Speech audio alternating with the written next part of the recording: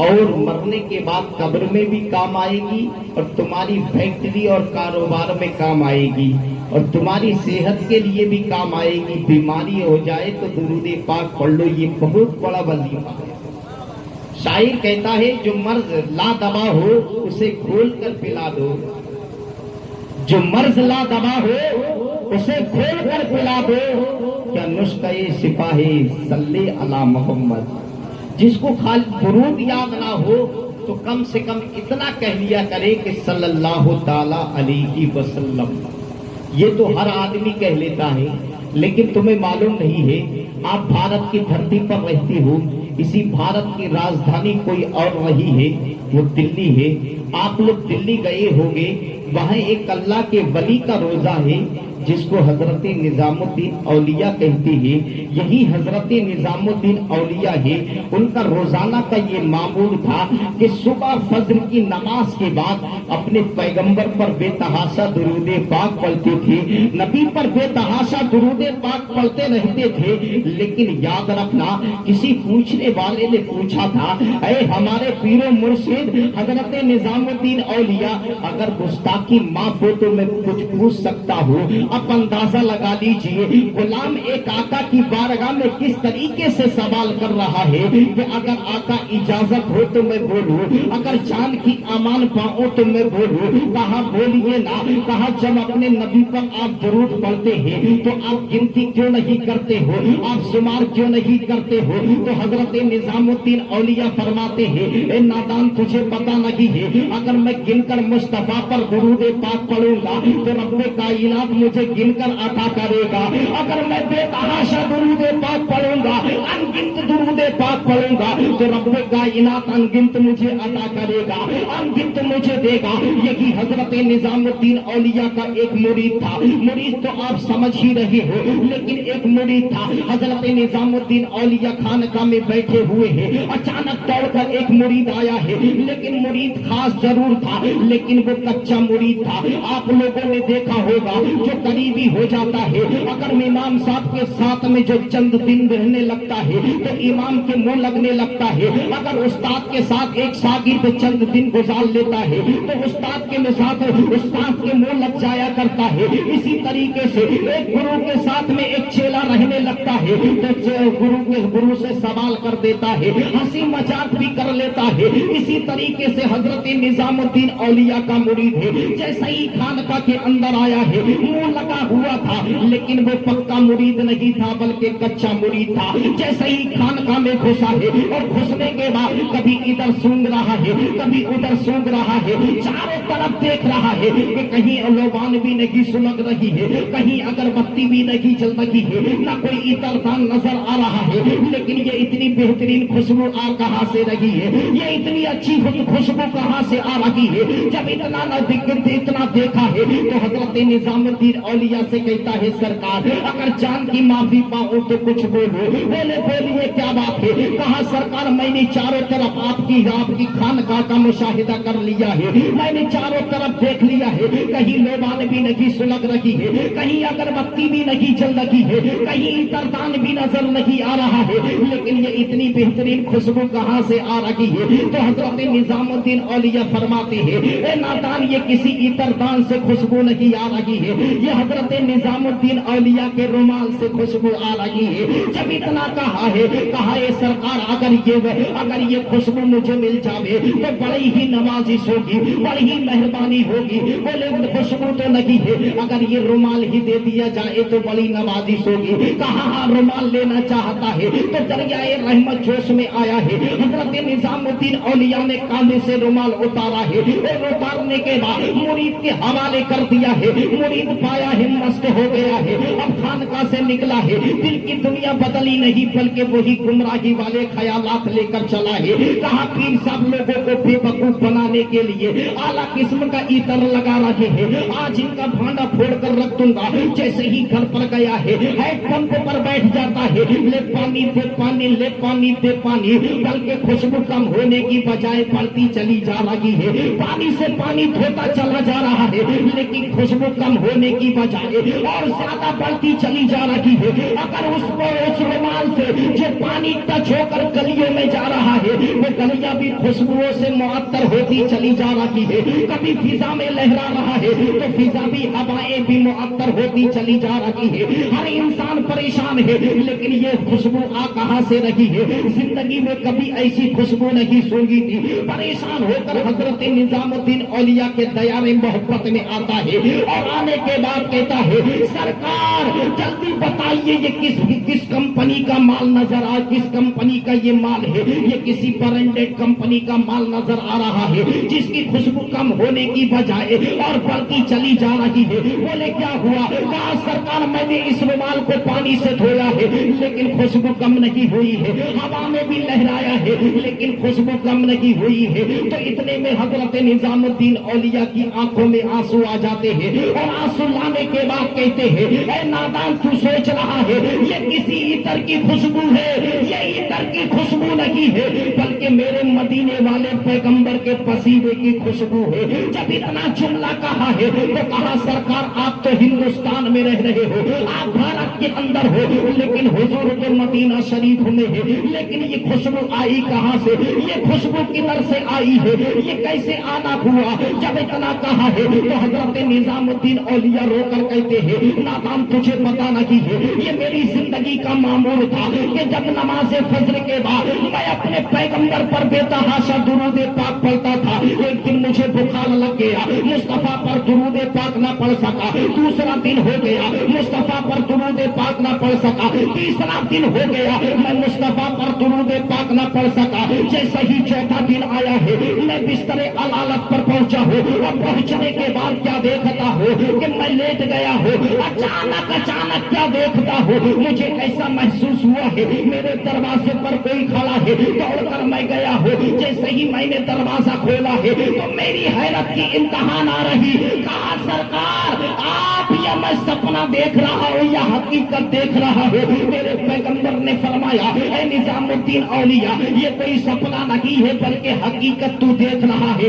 جب اتنا جملہ کہا ہے تو حضرت نظام الدین اولیاء فرماتے ہیں میں نے گھر کے چاروں طرف دیکھا ہے لیکن مجھے کسی کپڑے پر بھروسہ نہیں تھا. میں نے اپنی چادر لی ہے اور لینے کے بعد میں نے سر فرش پر بچھا دی ہے. جیسے ہی زمین میں بچھائی ہے میرے پیغمبر اس پر براجمان ہو گئے ہیں. میرے نبی بیٹھ گئے ہیں اور بیٹھنے کے بعد کہتے ہیں اے نظام الدین اولیاء آج تو ہمیشہ مجھ پر درود پاک فجر کے بعد پڑھتا تھا تو میں گنبد خضرا میں بیٹھ کر مستی میں سنتا تھا لیکن ایک دن ہو گیا تو مجھ پر درود پاک نہ پڑھ سکا. دوسرے دن ہو گیا تو نے مجھ پر درود نہیں بھیجا ہے. تیسرا دن ہو گیا تو نے مجھ پر درود پاک نہیں بھیجا ہے. اے نظام الدین آج میں خود درود پاک لینے کے لیے آ گیا ہوں. پڑھ دے میں یہاں مست ہو جاؤں گا کل قیامت میں تجھے مست کر دوں گا. جب اتنا کہا ہے تو حضرت نظام الدین اولیاء فرماتے ہیں نادان میں نے مصطفیٰ پر درود پاک پڑھا ہے کہ میرے پیغمبر کے طلبوں میں ایک پسینے کا قطرہ آیا ہے اور آنے کے بعد وہ پسینے کا قطرہ میرے رومال میں جذب ہو گیا ہے لیکن نہ میرے نبی کا وہ پسینہ ہے. اگر دلہن کو ایک قطرہ مل جائے ملنے کے لیے تو 7 پشت تک خوشبودار بچے جنم لیتے ہیں لیکن میرے نبی کا وہ پسینہ ہے کہ یاد رکھنا دنیا کی ساری خوشبو ایک طرف میرے پیغمبر کا پسینہ ہے.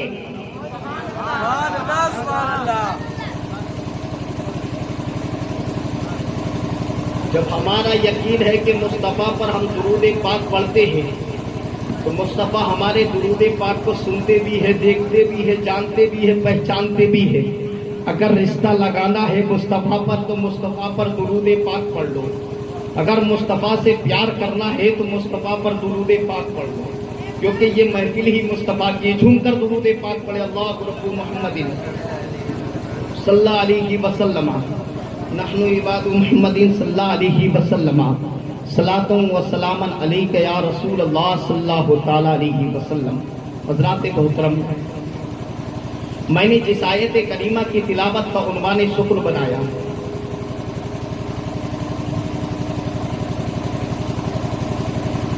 11 بجنے میں 4 منٹ کم ہے اور 11:10 پہ میں چھوڑ دوں گا. برداشت کرو گے 10 منٹ؟ پروردگار عالم قرآن مقدس کے اندر ارشاد فرماتا ہے، آپ اندازہ لگا لیجئے آپ سو رہے ہیں، آپ کو بھوک کا بھی احساس ہوگا، آرام کا بھی احساس ہوگا.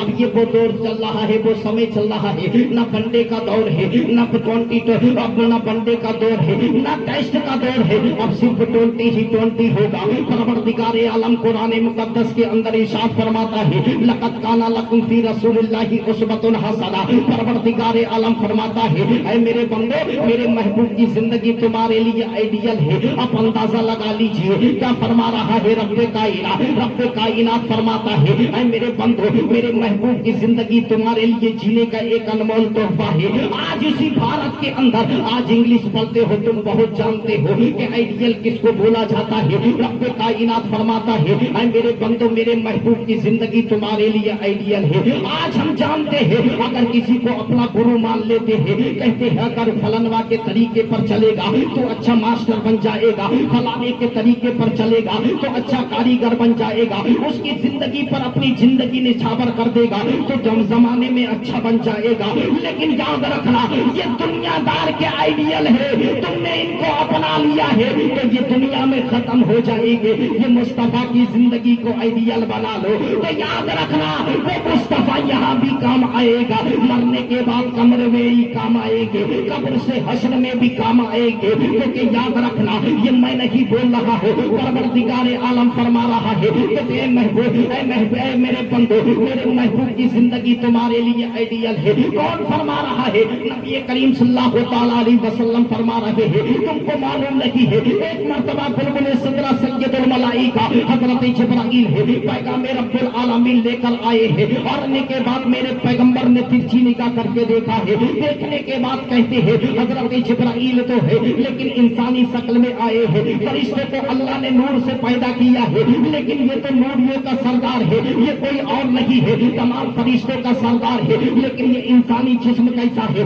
یہ انسانی لباس کیسا ہے؟ میرے پیغمبر نے فرمایا، اے جبرائیل، اللہ نے تمہیں نور سے پیدا کیا ہے، لیکن یہ انسانی لباس کیسا ہے، یہ انسانی جسم کیسا ہے، یہ انسانی لبادہ کیسا ہے؟ اپنی اصل حالت دکھا دینا، جس سے سید الانبیاء دیکھ لے، جس سے خدا کا محبوب دیکھ لے، جس سے خدا کا رسول دیکھ لے، جس سے رحمت للعالمین دیکھ لے، جس سے ساری کائنات کا سردار محمد رسول اللہ دیکھ لے. جب اتنا کہا ہے، حضرت جبرائیل انتظار کرتے ہیں، یا رسول اللہ ہرگز نہیں ہو سکتا ہے. اب ادھر سے اصرار ہو رہا ہے، ادھر سے انکار ہو رہا ہے، ادھر سے اصرار ہو رہا ہے، ادھر سے انکار ہو رہا ہے. اصرار اور انکار کی بہمکس میں اب حضرت جبرائیل ہے، میرے پیغمبر کے فرمان کو بجا لے آتے ہیں، میرے پیغمبر کے فرمان کو مان لیتے ہیں. اب حضرت جبرائیل ہے اپنی نور والی صورت میں آ جاتے ہیں، اپنی اصل حقیقت میں آ جاتے ہیں. میرے پیغمبر فرماتے ہیں کہ میں نے کیا دیکھا کہ حضرت جبرائیل کے 600 پر تھے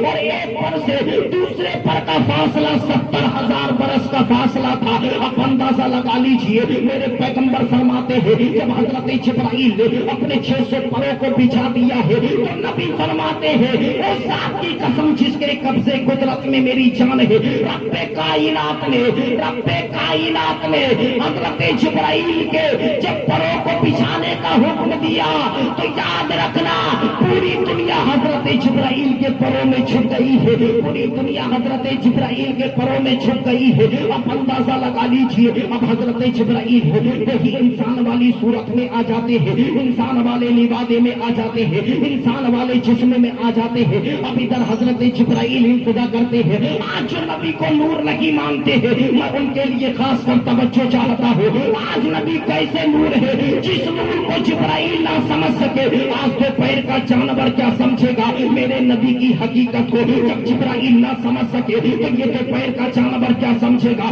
کہ نبی کیا ہے؟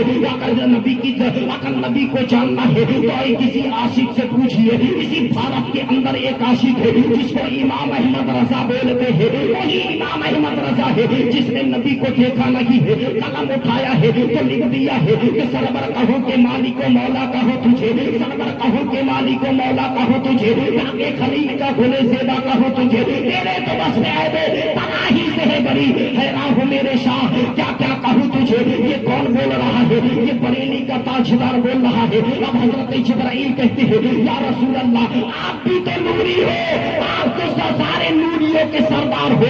اب اندازہ لگا لیجئے آپ ایسے سردار ہو کہ آپ کے نور سے فرشتوں کو پیدا کیا ہے, آپ کے نور سے آسمان کو پیدا کیا ہے, آپ کے نور سے دھرتی کو پیدا کیا ہے, آپ کے نور سے سورج کو پیدا کیا ہے, آپ کے نور سے چاند کو پیدا کیا ہے, آپ کے نور سے ستاروں کو پیدا کیا ہے, آپ کے نور سے دریاؤں سمندروں کو پیدا کیا ہے, آپ کے نور سے پہاڑوں کو پیدا کیا ہے, آپ کے نور سے دل کائنات کو پیدا کیا ہے, آپ کے نور سے آدم کو پیدا کیا ہے, آپ کے نور سے آپ کے نور سے نوح کو پیدا کیا ہے, آپ کے نور سے شیش کو پیدا کیا ہے, آپ کے نور سے زکریا کو پیدا کیا ہے, آپ کے نور سے ابراہیم کو پیدا کیا ہے, 1,24,000 کمبو 20 پیغمبروں کو پیدا کیا ہے. تو آپ ہی کے نور سے پیدا کیا ہے, اور آدم کو پیدا کیا تو آپ کے نور سے پیدا کیا, اور آدم کی ذات کو پیدا کیا ہے تو آپ کے نور سے پیدا کیا ہے.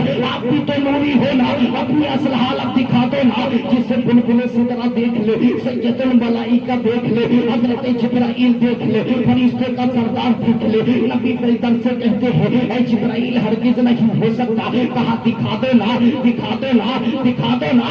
میرے پیغمبر نے نیچی نگاہ کی ہے, اور نیچی نگاہ کرنے کے بعد فرمایا اے جبرائیل اس ذات کی قسم جس کے قبضے قدرت میں میری جان ہے, رب کائنات نے میرے چہرے پر 70 نقاب ڈالے ہیں, اگر ایک نقاب بھی اٹھا دوں گا تو پوری دنیا میرے حسن سے جل کر راکھ ہو جائے گی. اس لیے پروردگار عالم نے فرمایا اے میرے محبوب مکے کی گلیوں میں چل تاکہ میرے بندوں کو چلنے کا شعور مل جائے, مکے کی گلیوں میں بیٹھ تاکہ میرے بندوں کو بیٹھنے کا شعور مل جائے, لوگوں سے گفتگو کر لے تاکہ میرے بندوں کو بولنے کا انداز مل جائے. اے میرے محبوب تو مسجد نبوی میں نماز ادا کر لے تاکہ میرے بندوں کو نماز پڑھنے کا شعور مل جائے. اے میرے محبوب تو بیٹھ رکوع کر لے تاکہ میرے بندوں کو رکوع کرنے کا شعور مل جائے. تو سجدہ کر لے تاکہ میرے بندوں کو سجدہ کرنے کا شعور مل جائے. اے میرے محبوب تو بیٹھ کر پانی پی لے تاکہ میرے بندوں کو پانی پینے کا شعور مل جائے. اور اے میرے محبوب تو بیٹھ کر کھانا کھا لے تاکہ میرے بندوں کو کھانا کھانے کا شعور مل جائے. اے میرے محبوب تو حضرت خدیجہ سے نکاح کر لے تاکہ میرے بندوں کو شادی کرنے کا شعور مل جائے.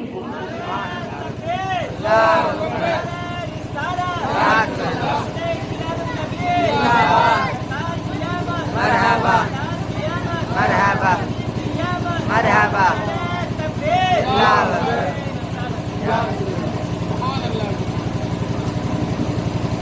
اے میرے محبوب حضرت خدیجۃ الکبریٰ سے نکاح کر لے, اے بولو تاکہ میرے بندوں کو نکاح کرنے کا ڈھنگ مل جائے, نکاح کرنے کا شعور مل جائے. ورنہ تاریخ اٹھا کر دیکھ لو, حضرت اب سب سے پہلے اگر کسی نے نکاح کیا ہے تو حضرت آدم علیہ السلام نے نکاح کیا ہے, پھر ان کی اولاد حضرت نوح نے نکاح کیا ہے, پھر ان کی اولاد حضرت شیش نے نکاح کیا ہے, حضرت دانیال علیہ السلام نے نکاح کیا ہے. لیکن کہیں یہ نہیں کہا ہے کہ نکاح کرنا میری سنت ہے. حضرت ابراہیم نے نکاح کیا ہے لیکن یہ نہیں کہا ہے کہ نکاح کرنا میری سنت ہے. حضرت زکریا نے نکاح کیا ہے لیکن یہ نہیں کہا ہے کہ نکاح کرنا میری سنت ہے. حضرت عیسیٰ حضرت اسماعیل نے نکاح کیا ہے لیکن یہ نہیں کہا ہے کہ نکاح کرنا میری سنت ہے. حضرت زکریا نے نکاح کیا ہے لیکن یہ نہیں کہا ہے کہ نکاح کرنا میری سنت ہے. حضرت یحییٰ نے نکاح کیا ہے لیکن یہ نہیں کہا ہے کہ نکاح کرنا میری سنت ہے. حضرت ہود نے نکاح کیا ہے لیکن یہ نہیں کہا ہے کہ نکاح کرنا میری سنت ہے. 1,24,000 کم و بیش پیغمبر آئے ہیں لیکن کسی پیغمبر نے یہ نہیں کہا ہے کہ نکاح کرنا میری سنت ہے. تو جب اللہ نے اپنے محبوب کو 12 ربیع النور کی 12 تاریخ کو جب سیدہ آمنہ کے آنگن میں بھیج دیا ہے, جب اسی رسول کی 24 سالہ زندگی ہوئی ہے, اسی 24 سالہ زندگی میں ایک 40 سالہ بیوہ حضرت خدیجۃ الکبریٰ سے نکاح کر کے یہ اعلان کر دیا ہے کہ کالا کالا رسول اللہ صلی اللہ تعالی علیہ وسلم النکاح من سنتی فمن رغب عن سنتی فلیس منی. مصطفیٰ فرماتے ہیں کہ نکاح کرنا میری سنت ہے, اور جس نے میری سنت کو چھوڑ دیا وہ ہم میں سے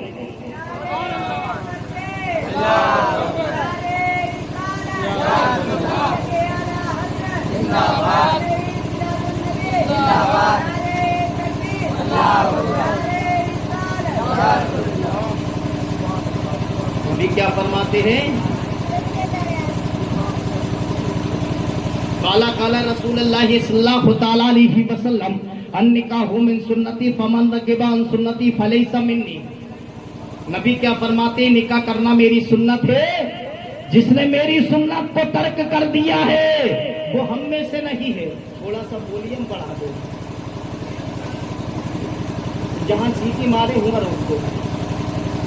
نبی کیا فرماتے ہیں کہ نکاح کرنا میری سنت ہے، جس نے میری سنت کو ترک کر دیا ہے وہ ہم میں سے نہیں ہے، جس نے میری سنت کو چھوڑ دیا ہے ہم میں سے نہیں ہے. جب ہم میں سے کی باری آئی تھی تو اتنے میں ایک صحابی رسول اٹھ کر کھڑے ہو گئے، یا رسول اللہ ہم میں سے کا مطلب کیا ہے ہم سمجھ نہیں پائے. آپ تو وہ عالی شان والے ہیں جن کی شان پر میرے ماں باپ قربان ہو جائے، آپ بتائیے نا. جب اتنا کہا ہے تو میرے پیغمبر فرماتے ہیں اے میرے پیارے صحابی تمہیں پتا نہیں ہے کہ میرے گیت تو گائے گا ہی، میرے نغمے آلاپا گائے گا ہی، میرا چرچا کرے گا ہی، لیکن جب میری بات پر عمل کرنے کی پاری آئے گی تو وہ بھاگتا ہوا نظر آئے گا، وہ دنیا کی ساری نعمت مانگے گا تو رب کائنات اسے دے گا.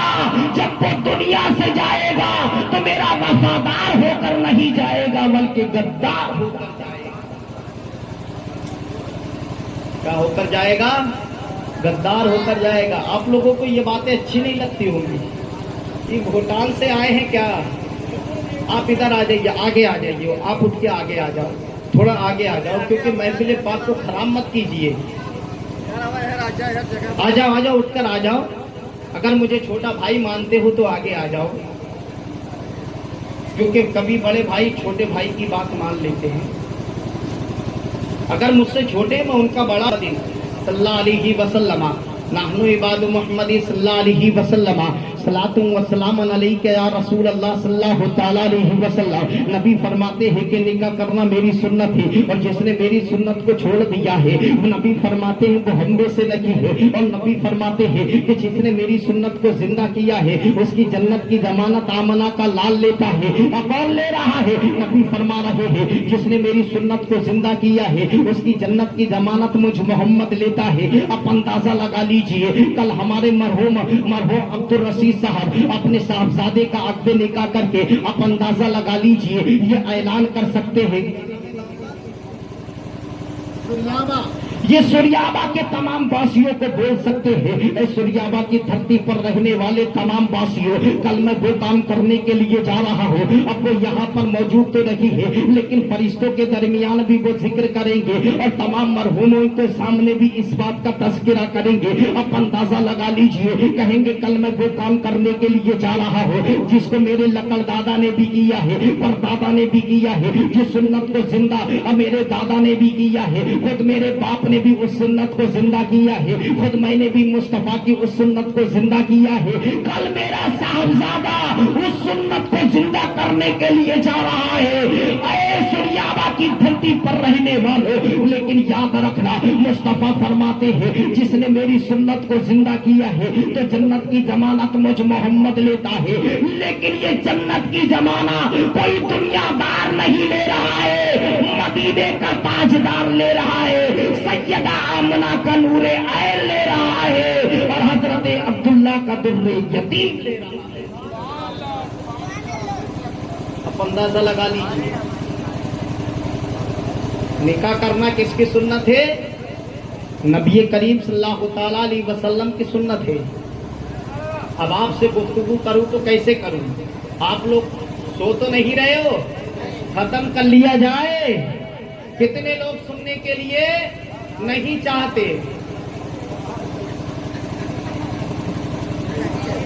یعنی سبھی لوگ سننے کے لیے. نکاح کرنا کس کی سنت ہے؟ نبی کی سنت ہے. वही नबी फरमाते हैं कि ऐ मेरे उम्मतियों, ऐ मेरे जानिसारों, तुम निकाह करने के लिए, रिश्ता ढूंढने के लिए जाया करो तो निकाह इस तरीके से ढूंढा करो कि अमीर लोग गरीबों में मिल जाए, गरीब लोग अमीरों में मिल जाए। कौन फरमा रहा है? मुस्तफा फरमा रहा है, नबी फरमा रहे हैं कि ऐसे रिश्ता करने के लिए चला करो कि अमीर लोग गरीबों में मिल जाए और गरीब लोग अमीरों में मिल जाए। लेकिन आज हम कैसा रिश्ता कर रहे हैं? अगर हम अमीर के ज़ादे के बेटे हैं तो याद रखना अगर हम अमीर ज़ादे की बेटे हैं तो उसके लिए अमीर ज़ादी ढूंढी जा रही है। अगर किसी की इंजीनियर की बेटी है तो याद रखना उसके लिए इंजीनियर ढूंढा जा रहा है। अगर कोई जमींदार का बेटा है तो उसके लिए जमींदार ढूंढी जा रही है। अगर किसी की बेटी अगर डॉक्टर नहीं है तो उसके लिए डॉक्टर देखा जा रहा है। लेकिन मुझे बताओ, तुमने नबी के फरमान को कत्ल कर दिया है या नहीं? नबी के फरमान को शासनेशन कर दिया है या नहीं? नबी फरमाते हैं जिसने मेरी सुन्नत को छोड़ दिया है, जिसने मेरे फरमान को छोड़ दिया है, नबी फरमाते हैं नबी फरमाते हैं वो हम में से नहीं है। अब अंदाजा लगा लीजिए, नबी का फरमान वो फरमान होता है, दिन और रात बदल सकता है और रात भी बदल सकती है, दिन भी बदल सकता है, आसमान जमीन हो सकता है और जमीन आसमान हो सकता है, आसमान और जमीन बदल सकती है, लेकिन मुस्तफा का फरमान नहीं बदल सकता है। लेकिन याद रखना, नबी करीम सल्लल्लाहु तआला अलैहि वसल्लम की बातें कभी छुटलाई नहीं जा सकती, नबी का फरमान कभी छुटलाया नहीं जा सकता।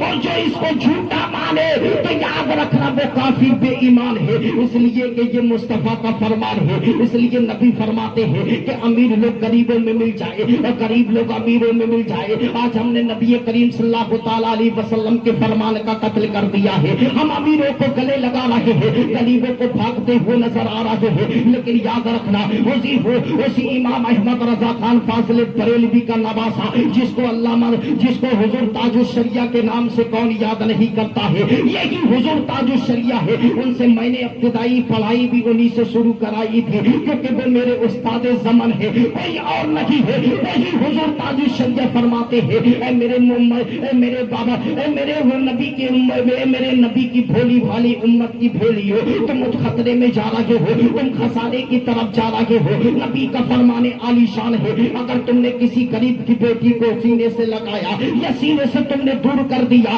अगर अमीरों को तुमने सीने से लगाया है, अगर अमीर की बेटी तेरे घर के अंदर कदम रखेगी, अगर तू अमीर है वो तुझसे भी ज्यादा अमीर की बेटी है, अगर तू रईस ज्यादा है वो तुझसे भी रईस ज्यादा की बेटी है, अगर तू सेठ की औलाद है तो वो तुझसे ज्यादा सेठ की औलाद है। इसलिए कि याद रखना, नबी फरमाते हैं, हुजूर ताजुश शरिया फरमाते हैं, अगर तुमने अमीरों की बेटियों को सीने से लगाया है तो याद रखना वो बेटी तेरे घर को जन्नत नहीं बल्कि जहन्नम बनाकर रख देगी। इसलिए कि याद रखना, तुझे पैसे पर घमंड है वो तुझसे भी ज्यादा पैसे वाली है, अगर तुझे माल पर घमंड है वो तुझसे भी ज्यादा माल वाली है, अगर तुझे डॉक्टरी पे घमंड है वो तुझसे बड़ा वाला डॉक्टर नहीं है। लेकिन मुझे बताओ, इसलिए हुजूर ताजुश शरिया फरमाते हैं, जब वो घर के अंदर आएगी वो जबान दराजी तुझसे भी करेगी, तेरे बाप से भी करेगी, तेरे भाइयों से भी करेगी, वो अपनी सास से भी करेगी, तो घर के अंदर फसाद पैदा होगा, वो तेरे घर को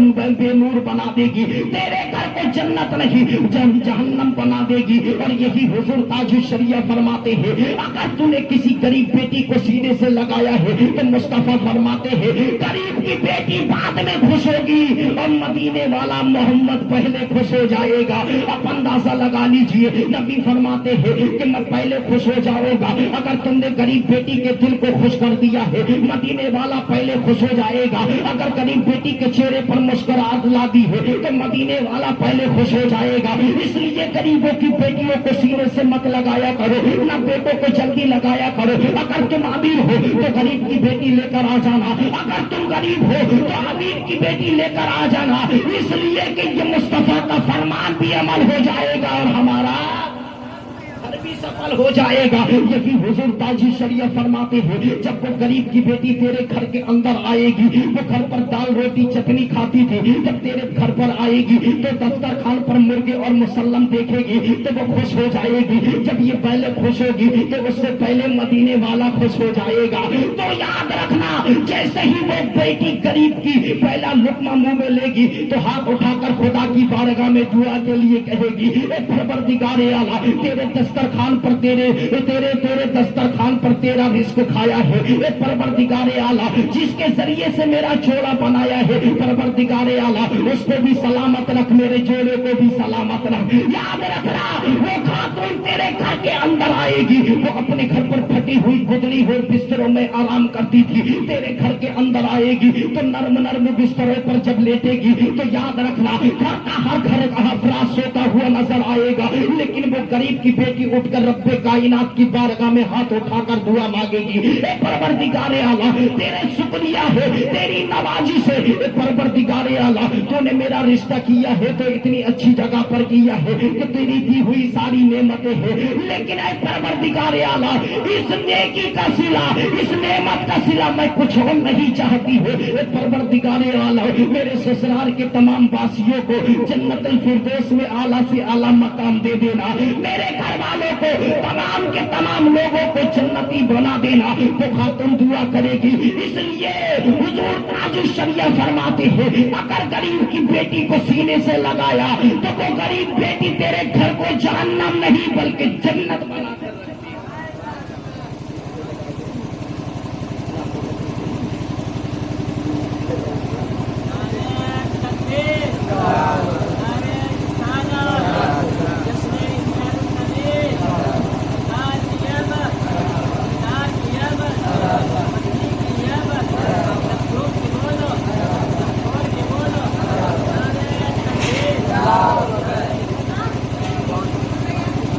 नबी फरमाते हैं निकाह करना मेरी, बोलो पीछे वालों, निकाह करना मेरी सुन्नत है। आज इस सुन्नत में भी बड़ी खराबियां मौजूद हो गई हैं।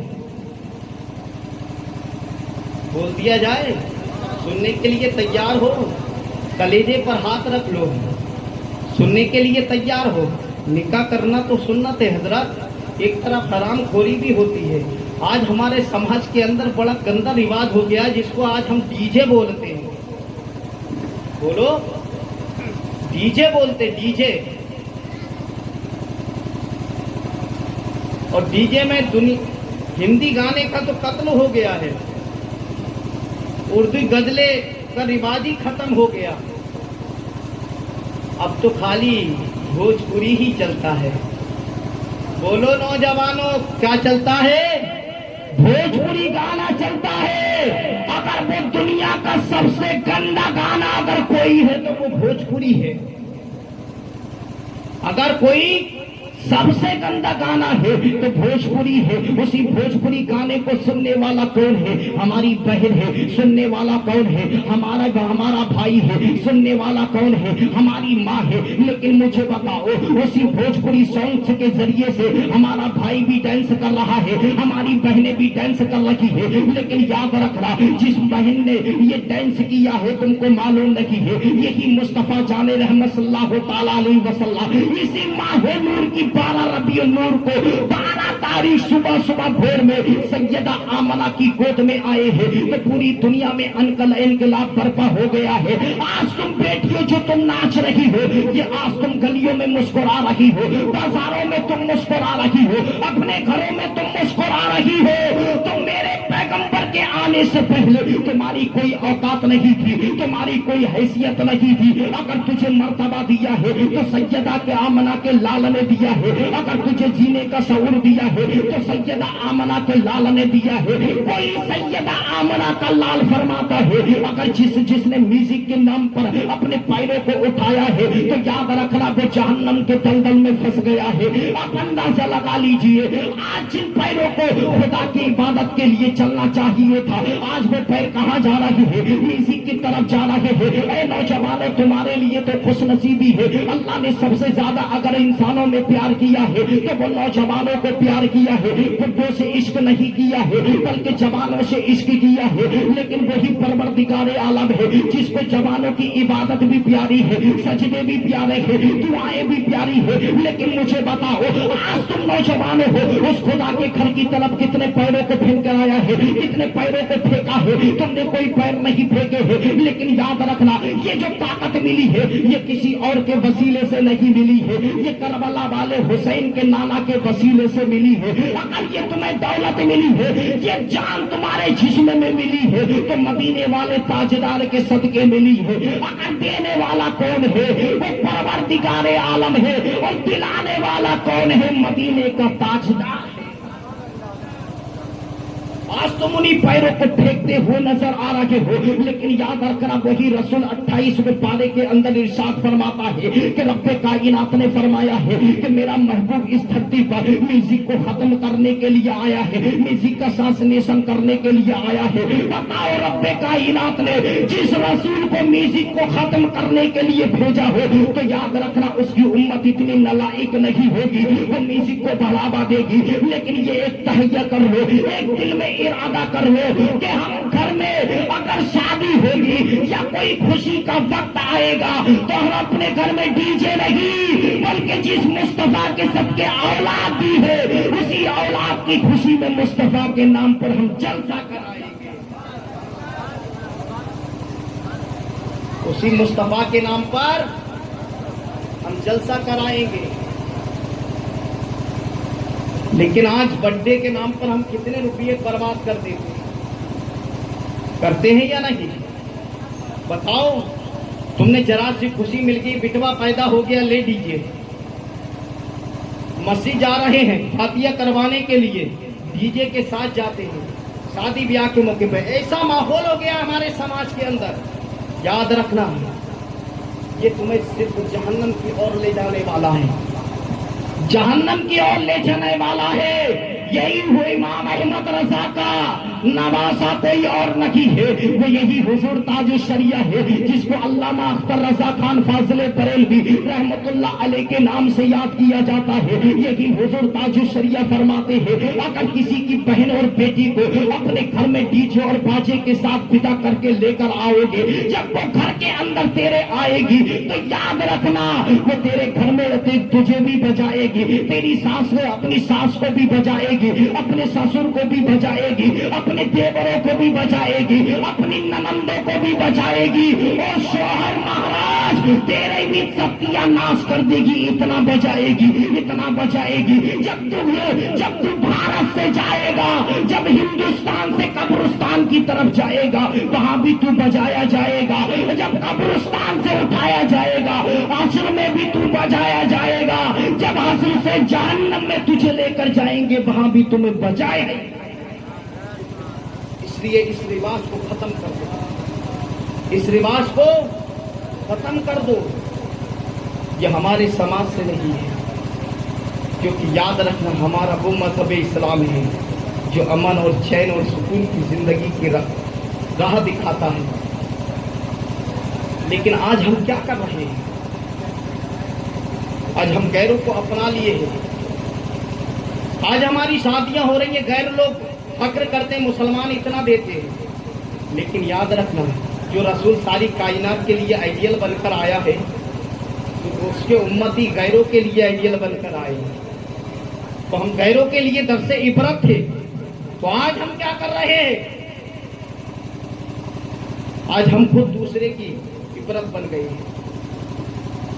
तो इसलिए जहेज का भी लिबास तुम खत्म करो। नबी फरमाते हैं कि ऐ मेरे उम्मतियों, ऐ मेरे जानिसारों, निकाह को तुम इतना आम कर दो, इतना आम कर दो कि इंसान गुनाह का तसव्वुर ना करे। सिर्फ 2 मिनट और लूंगा। कितने? 8 मिनट हो गए। 10 बोला था ना, 8 मिनट मेरे हो गए। कितने हो गए? 8 मिनट हो गए। 10 मिनट बोला था मैं, तो 2 मिनट बाकी रह गए। तो जल्दी से मैं अपनी गुफ्तगू यहीं पर वाइंड अप करूंगा। तो क्या फरमाता है नबी? फरमाते हैं कि ऐ मेरे उम्मतियों, ऐ मेरे जानिसारों, निकाह को तुम इतना आम कर दो, इतना आम कर दो कि इंसान गुनाह का तसव्वुर ना करे। इतना फैला दो निकाह को कि इंसान गुनाह का तसव्वुर ना करे। और निकाह को हमने इतना दबा दिया, इतना दबा दिया और गुनाहों को बढ़ा दिया। आप बोलेगा कैसे? आप बोलिएगा कैसे कि आज जो हम डिमांड के नाम पर गरीब बेटियों से 2 लाख रुपए मांग रहे हैं, डिमांड के नाम पर किसी से टू व्हीलर मांग रहे हैं। याद रखना, ये गरीब बेटियों से जब तुम कब तक मांगते रहोगे, गरीब बेटियों के घरों को तुम कब तक उजाड़ते रहोगे। लेकिन याद रखना, मुस्तफा के फरमान को क्या भूल गए हो। मुस्तफा फरमाते हैं, नबी फरमाते हैं, निकाह को इतना बढ़ावा दे दो कि इंसान गुनाह का तसव्वुर ना करे। आज हमने उसी निकाह को इतना महंगा कर दिया है, इतना महंगा कर दिया है कि मुझे बताओ गुनाह सादिर होंगे या नहीं होंगे। लेकिन आज तुम गरीब बेटियों की झोलियां देख रहे हो, गरीब बेटियों के तुम अपनी उनकी अलमारियां और तिजोरियां देख रहे हो। लेकिन याद रखना, मुस्तफा फरमाते हैं, अगर बिन मांगे कुछ जहेज मिल जाए तो ये मेरी सुन्नत है। अगर बिन मांगे कुछ मिल जाए तो मुस्तफा फरमाते हैं मेरी सुन्नत है। और जो मांग कर लिया जाए वो हराम का ही होता है। अब अंदाजा लगा लीजिए, अब 2 लाख रुपए तूने जो मांगे हैं उसी से तू अपने बेटे की शादी करेगा, तो तूने खर्च क्या किया है। लेकिन याद रखना, वही बेटा अपनी बीवी को कभी सुख नहीं रख सकता है। जो ससुराल के नाम पर जो भीख मांगे है 2 लाख रुपए, वही तूने अपने बरातियों को वलीमे में खिलाया है। लेकिन याद रखना, वो कभी सुख नहीं रख सकता है, इसलिए कि जो पैसा अपने वलीमे का नहीं कमा सका 25 और 30 साल की उम्र में, तो मुझे बताओ कि इसकी फरमाइश कैसी पूरी करेगा, इसको कैसे खिला सकता है। तो इसीलिए हर बाप को ये नसीहत है, जो बेटा वो अपनी शादी के लिए नहीं कमा सकता, तो हमारे बुढ़ापे में ये लाठी कैसे बन सकता है, हमारे बुढ़ापे का सहारा कैसे बन सकता है, हरगिज़ नहीं बन सकता है। तो मैं कहता हूँ, भीख मांगो। अगर तुम्हें मांगना है तो किसी गरीब बेटियों के बाप से मत मांगना। अगर मांगना है तो अजमेर जाकर ख्वाजा पाक से मांग लो। जब तुम ख्वाजा पाक से मांग लोगे, तुम्हारा भी घर भी भर जाएगा, तुम्हारी झोलियां भी भर जाएगी। ऐ भीख मांगो। अगर तुम्हें मांगना है तो गरीब बेटियों के बाप से मत मांगो, सैयदा फातिमा के बाप से मांग लो। जब तुम सैयदा फातिमा के बाप से मांग लोगे तो तेरी जिंदगी भी सवर जाएगी, तेरी जिंदगी भी सवर जाएगी, तेरी आखिरत भी सवर जाएगी। लेकिन खुश नसीब है हमारे मरहूम अब्दुल रशीद साहब और उनके साहबजादे मोहम्मद नईम साहब, तो उन्होंने बाप का भी हक अदा किया है और भाइयों का भी हक अदा किया।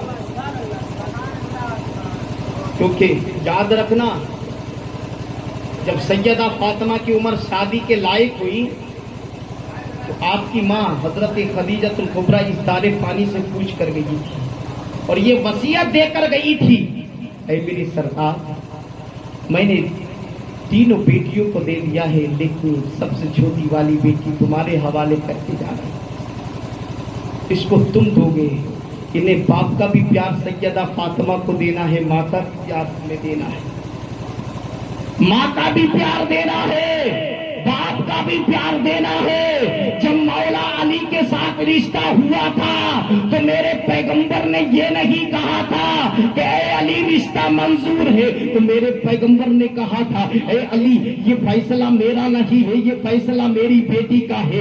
आज तुम जान रहे हो कि अगर बेटे के लिए रिश्ता ढूंढने के लिए जाते हो, 50 बार फोटो लेकर आते हो, देख फलाने की बिटिया है, ये क्या तुझे पसंद है या नहीं है, तो बेटा नहकार देता है, तो बाप मुंह बनाकर चल देता है दूसरे की तरफ। अब अंदाजा लगा लीजिए, दूसरे का भी फोटो लेकर आ जाता है तो तब भी वो नहकार देता है, तो फिर भी मुंह बनाकर चल देता है तीसरी को देखने के लिए। तीसरी का फोटो आ जाता है तो कहता है देखिए फलाने की बिटिया है, क्या तुझे पसंद है, तो याद रखना वो भी ठुकरा देता है। लेकिन ए जालिम नौजवान, तुझे मालूम नहीं है बाप की जबान जबान होती है, बाप की पगली पगली हुआ करती है। ऐ नौजवान, अगर समाज के अंदर तेरे बाप की पगली उतर गई तो याद रखना समाज में तू बेकदर हो जाएगा। अगर अगर बाप की जुबान कट गई तो तुझे तेरी जुबान को सहारा देने वाला कोई नहीं होगा। इसलिए कि अपने माँ बाप की कदर कर लो, अपने बाप की जुबान की अहमियत रखो, अपने बाप की सकने से अपने बाप की पगड़ी की अहमियत रखो। अगर याद रखना, अगर तू सोच रहा है मैं वकील बन गया हूँ, जरासी डॉक्टर ये बन गया हूँ तो समाज में मेरी कदर हो रही है, समाज में मेरी इज्जत हो रही है, लेकिन तू ये क्यों भूल रहा है? अगर समाज के अंदर तेरी इज्जत है तो ये किसी और की बदौलत नहीं है, ये तेरे बाप ही की बदौलत है। समाज में तुझे लोग जो तुझे इज्जत की निगाहों से देख रहे हैं, ये किसी और की बदौलत नहीं है, ये बाप ही की बदौलत है। इसलिए तुम वकील बनकर बाप की बेहुरमती मत करना। अगर तू बाप की बेहुरमती करेगा तो उसी वकील और हाई कोर्ट के अंदर अपने आधार कार्ड से अपने बाप का नाम हटा दे तो तुझे नाम से पता चल जाएगा कि नाम हटाने से समाज के अंदर मैं बेआबरू हो जाऊंगा, तो उसी बाप की बेकदरी करूंगा तो समाज में कैसे इज्जत पाऊंगा। तो लेकिन मैं इल्तिजा कर रहा था तो तुमने कभी अपनी बेटियों से ये नहीं कहा है कि कभी फलाने की बेटा है कि बेटी तुझे मंजूर है, कभी ये नहीं कहा है। मेरे पैगंबर ने सबसे पहले बेटी से पूछा, बेटी ये तो बता दे कि तूने ये रिश्ता अली के साथ तेरा हो रहा है, तुझे क्या मंजूर है? तो मुझे बताओ सैयदा फातिमा मने कर सकती है? हरगिज़ नहीं कर सकती। आज हमारी और तुम्हारी बेटी है, तुम्हारी और हमारी बेटी से पूछो कि फलाने के साथ तेरा रिश्ता कर दिया है तो वो तुम्हें चूचरा जवाब नहीं देगी, क्योंकि वो जान रही है ये मेरा बाप है, कभी मेरे हक में ना हक फैसला नहीं कर सकता है, जब भी करेगा हक ही फैसला करेगा। वरना याद रखना तारीख ऐसी उठाकर बहुत सारी तुमने देखी होगी कि बाप बेटे के खातिर बाप जो जेल के अंदर चला गया है कि फला बेटे के खातिर फला बाप जेल के अंदर गया है। कौन सी बिना पर गया है? इन्हीं बिना पर गया है क्योंकि जिसने बाप के माँ बाप के फरमान को ठुकराया है। लेकिन कोई बाप बेटी के जरिए जेल नहीं गया है, इसलिए कि जान रहे हो कि अगर तुम बेटी को अंधे के साथ बांध देते हो तो बेटी सर झुकाकर चली जाती है, अगर लंगड़े के साथ बांध देते हो तो बेटी सर झुकाकर चली जाती है, जाहिल के साथ बांध देते हो तो सर झुकाकर चली जाती है, अगर शराबी और गजेड़ी के साथ में तुम उसका निकाह कर देते हो तो वो सर झुकाकर विदा होकर चली जाती है, कभी बाप से सवाल नहीं करती है। इसलिए कि आज मैंने सवाल कर दिया तो पूरी जिंदगी मैंने कभी सवाल नहीं किया है, आज मैंने सवाल कर दिया तो याद रखना मेरे बाप की पगड़ी सर से झुक जाएगी। मैं ये नहीं चाहती हूँ कि मेरा बाप का सर शर्म से झुक जाए, बल्कि हमेशा ये चाहती हूँ कि मेरा बाप का सर हमेशा बुलंद रहे। लेकिन याद रखना वही बेटी जब निकाह उसका गजेड़ी के साथ होता है तो सहेली गांव की कहती है बहन जो तेरा शौहर बनने वाला है वो तो गंजेड़ी और नशेड़ी है, जो तेरा शौहर बनने वाला है वो तो आपा है। तो बेटी कर्जदार आवाज में कहती है बहन खामोश रहो वरना जुबान खींच लूंगी, ये मेरा मामला नहीं है, ये मेरे बाप की इज्जत का सवाल है। अगर आज मैं जुबान हिला दूंगी तो मेरे बाप की इज्जत मिट्टी में मिल जाएगी। मैं बेटी हूँ, बाप की इज्जत को मिट्टी में मिलाने नहीं आई हूँ बल्कि बाप की इज्जत को बुलंदी देने आई।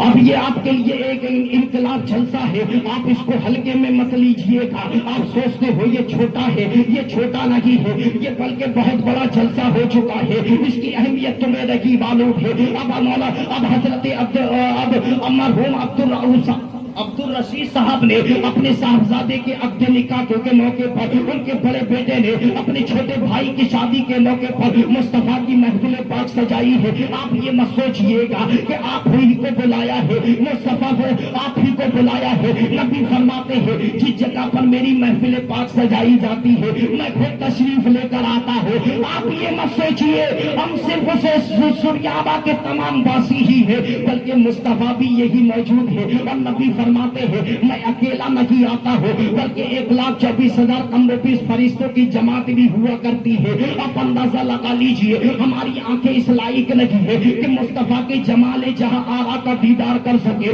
लेकिन मुस्तफा हमें देख रहे हैं। मुस्तफा फरमाते हैं तमाम सहाबाए किराम भी यही है, तमाम औलियाए किराम भी यही है, तमाम ताबईन भी यही है, तमाम बुजुर्गाने दीन भी यही है। अब अंदाजा लगा लीजिए हमारा भारत का राजा कहीं और नहीं है, ख्वाजा गरीब नवाज यही है, निजामुद्दीन औलिया ही यही है, बरेली का इमाम अहमद रजा कहीं और नहीं है, वो भी यही मुस्कुरा रहे हैं। और नबी फरमाते हैं कि रब्बे कायनात फरिश्तों के एक गिरोह को पैदा करता है जो 70,000 फरिश्तों पर मुश्तमिल रहता है, वही फरिश्तों की जमात है। वो रब्बे कायनात के हुक्म से धरती पर आती है, वो कुछ और नहीं देखती है, वो यही देखती है कहाँ जिक्र मुस्तफा हो रहा है, कहाँ जिक्र खुदा हो रहा है। नबी फरमाते हैं वो फरिश्तों की जमात है, महफिल पाक में आकर बैठ जाती है और बैठने के बाद सुनते ही रहती है, मचलती ही रहती है। इसीलिए हर पढ़ने वाला आपसे कहता है कि सुभान अल्लाह बोल दिया करो, माशाअल्लाह बोल दिया करो। नबी फरमाते हैं अगर तो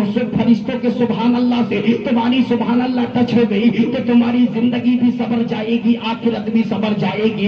जब सलाम खानी भी हो जाती है, फातिहा खानी भी हो जाती है, दुआ खानी भी हो जाती है, वही फरिश्तों की जमात है, खुदा के दयाले मोहब्बत में जाती है और जाने के बाद झूमती ही रहती है, हिलते ही रहती है। रब्बे कायनात फरमाता है ऐ फरिश्ते तुम क्यों झूम रहे हो, ऐ फरिश्ते तुम क्यों मचल रहे हो। तो वही फरिश्ते इल्तिजा करते हैं ऐ परवरदिगारे आला हम धरती पर गए थे, धरती पर एक मुल्क है जिसको भारत बोलते हैं, भारत के अंदर एक जिला, भारत के अंदर एक सूबा है जिसको यूपी बोलते हैं।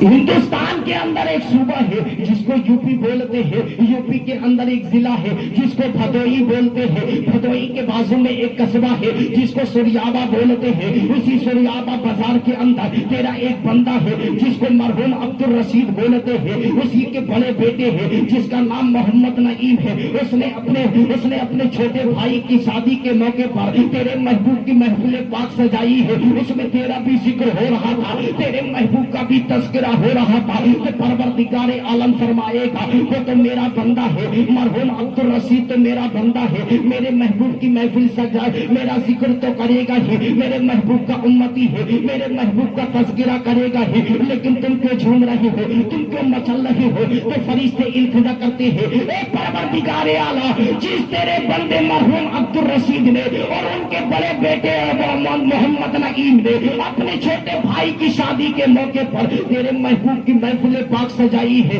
और उस महफिल पाक में जितने लोगों ने बैठकर हिस्सा लिया है हमें सबकी बख्शिश चाहिए, हमें सबका बख्शिश का पैमाना चाहिए। अब रब्बे कायनात ने देखा अब फरिश्ते अब भी नहीं मान रहे हैं, झूम रहे हैं, तो खुदा का दरियाए रहमत जोश में आता है और आने के बाद फरमाता है रब्बे कायनात ऐ फरिश्ते हिलना बंद कर दो, ऐ फरिश्ते झूमना बंद कर दो। जिस मरहूम बाप के बेटों ने अपने भाई के शादी के मौके पर मेरे महबूब की महफिल पाक सजाई है उसमें मेरा भी जिक्र हुआ है, मेरे महबूब का तज़किरा हुआ है, और जितने लोगों ने बैठकर हिस्सा लिया है एक परवरदिगारे आलम फरमाता है ऐ फरिश्ते मैंने सबों को बख्शिश का पैमाना दे दिया है, सबों को निजात का पैमाना।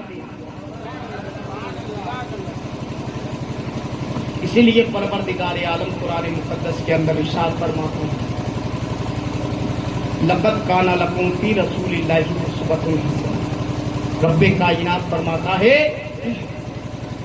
मेरे बंदो मेरे महबूब की जिंदगी तुम्हारे लिए आइडियल है, नबी की जिंदगी को आइडियल बना लो, तुम्हारी दुनिया भी सबर जाएगी, तुम्हारी आखिरत भी सबर जाएगी।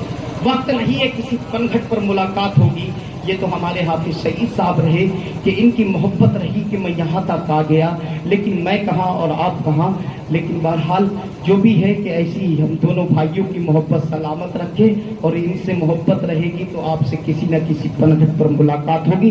परवरदिगारे आलम से दुआ है कि परवरदिगारे आलम अगर शरीयत के खिलाफ कोई जुमला निकल गया हो उसको अपने हबीब जनाब मोहम्मद रसूलुल्लाह सल्लल्लाहु अलैहि वसल्लम के सदके तुफैल आफता फरमाकर अपनी बारगाह में कबूलता फरमाए, खुसूस बिलखुसूस मुझे अमल करने की तौफीक अता फरमाए, उसके बाद तमाम सामीन को अमल करने की तौफीक अता फरमाए। मेरी माँ बहनें भी बैठी हुई, परवरदिगार आलम उनके नेक जायज़ इरादों को अपनी बारगाह में कबूल अता फरमाए। उन्हें सैयदा फातिमा की सुन्नतें अता फरमा, उन्हें सैयदा ज़ैनब का किरदार अता फरमा, उन्हें हजरत सकीना का सब्र नसीब अता फरमा।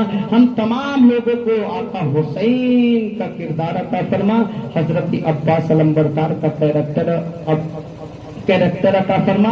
हम सबों को हजरत अली अकबर की जवानी नसीब फरमाए, हम सबों को हजरत अली असगर का सब्र नसीब अता फरमाए। खुसूस बिलखुसूस रब्बे कायनात हम तमाम लोगों को मुस्तफ़ा जाने रहमत सल्लल्लाहु तआला अलैहि वसल्लम की सुन्नतों का अमीन बनकर जिंदगी गुजारने की तौफीक अता फरमाए। अस्तगफिरुल्लाह रब्बी मिन कुल्ली ज़म्बि व अतूबु इलैह। अस्सलामु अलैकुम।